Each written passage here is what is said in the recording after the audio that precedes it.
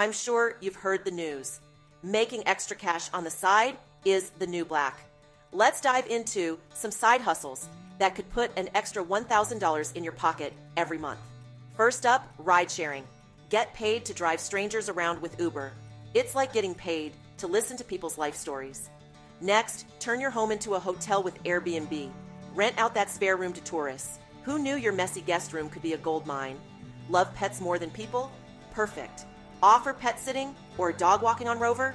Get paid to play with dogs. It's a win-win. Freelancing is another gold mine. Use your skills on Upwork or Fiverr. Whether you're a graphic designer or a freelance writer, there's a gig waiting for you. And for the lazy ones, there's dropshipping. Sell stuff online without ever touching the products. It's like magic. So, pick a hustle that fits your lifestyle and start raking in that cash. Your bank account will thank you. I picked dropshipping.